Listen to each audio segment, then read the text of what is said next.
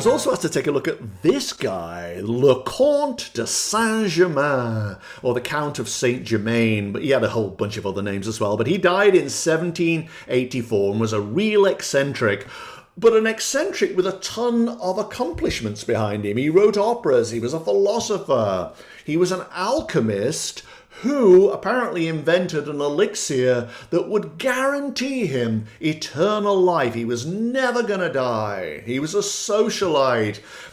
He appeared in different communities and different societies, always with a different persona and a different name. And eventually, despite having invented this elixir for eternal life, he died of pneumonia. But some people said, no, he also time traveled because he was in the 16th century and he was in the 20th century. There's a lot of weird stuff surrounding this guy. And somebody said, will you please take a look and see what pictures come to mind? So I did. And initially, when I went into the energy of that engraved picture, that's all I have of him, he was dancing around. I flit, I fly. He was dainty, he was delicate, he was loving life. Everything was a dance, everything was a game. And people would say, oh, where are you going next, Count? And he would say, hold on, I'll be back in a moment. And he would dart behind a wall. And behind the wall, there were a bunch of clothes pegs, each with a different costume on them. And he would choose his costume, put it on, and then suddenly emerge again, and everybody would be amazed. Oh, Count, you're so incredible. What have you done now? I've written an opera. I've invented an elixir. He was a man of many different personas, deceptions, but all actually for fun. He really loved life and loved playing with people's gullibility. He had a kind of Houdini-esque quality to him. Like, I'll put myself in this situation and see if I can talk my way out of it. I'll put on this robe today and see who's fooled by this. It was like that. Fanciful, delightful, full of life and flitting and flying, but not much at its core. And I thought, well, maybe if I did his crossover, not his transition, but just his crossover when he died in 1784 and see what happened. Maybe that would give us a clue.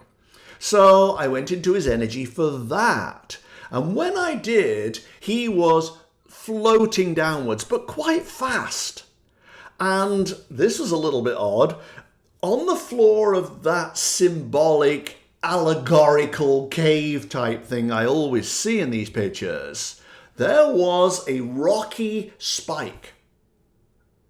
And he fell right onto it. It gored him. It went straight through him. Now, bear in mind, he doesn't have a body. This is his consciousness we're talking about. But it went straight through him.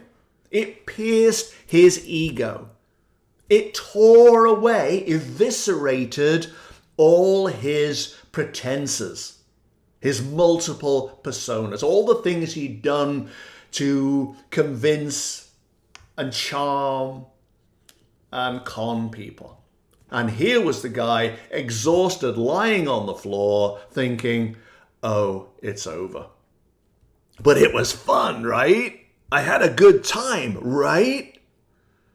He stood up, substantially reduced now in ego terms, and looked around.